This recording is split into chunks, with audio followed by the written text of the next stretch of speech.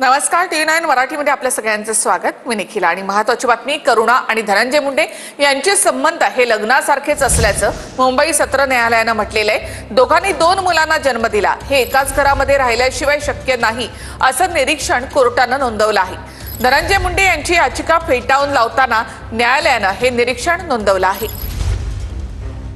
स्वतः करुणा मुंडे आपल्या सोबत फोन लाईनवर जोडल्या गेलेले आहेत। करुणाजी, स्वागत तुमच्या टी9 मध्ये। खूप मोठा दिलासा मुंबई सत्र न्यायालयानं असं म्हटलं की तुमचे लग्नासारखेच संबंध असं कोर्टानं म्हटलंय। हा एक खूप मोठा दिलासा तुमच्यासाठी। न्यायाधीश साहेबांचा मी खूप हृदयापासून अगोदर धन्यवाद मानते, खूप हृदयापासून मी धन्यवाद मानते न्यायाधीश साहेबांच्या। पण लग्न सारखे नाही, तो आमचे लग्नाचे संबंध होते। 27 वर्ष कोणी व्यक्ती लग्न करून पण सोबत राहू शकत नाही।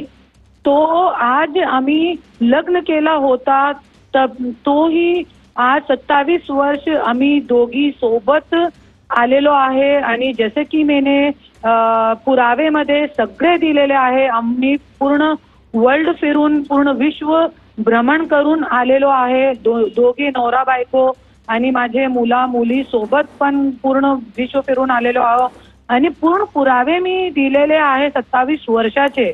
त्याच्यासाठी जज साहेबांनी असं चांगला न्याय आणि हे लाईन टेकमार्क केलेली आहे की लग्नाचे संबंध होते। करुणाजी, तुम्ही असं म्हणाला होतात की ही सत्याची लढाई आहे, न्यायाची लढाई आहे, ही लढाई तुम्ही जिंकलात असं म्हणायचं?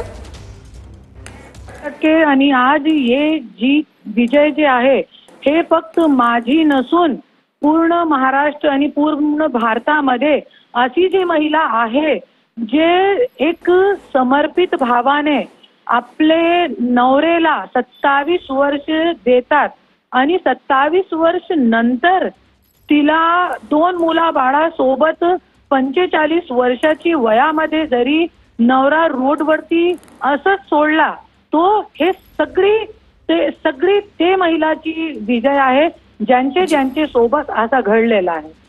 धन्यवाद करुणाजी, तुम्ही आमच्याशी बोललात त्याबद्दल। तर 2 मुलांना जन्म दिला करुणा मुंडे आणि धनंजय मुंडे यांच्यामधील संबंध त्यामुळे लग्नासारखे आहेत असं कोर्टानं म्हटलेलं आहे। दोघांनी 2 मुलांना जन्म दिला, हे एकाच घरामध्ये राहिल्याशिवाय शक्य नाही असं कोर्टानं म्हटलंय।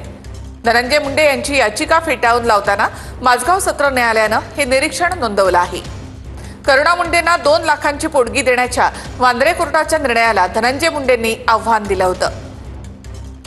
करुणा मुंडे यांच्याशी लग्न केलं नसल्याचा धनंजय मुंडे यांचा याचिकेमधून दावा होता।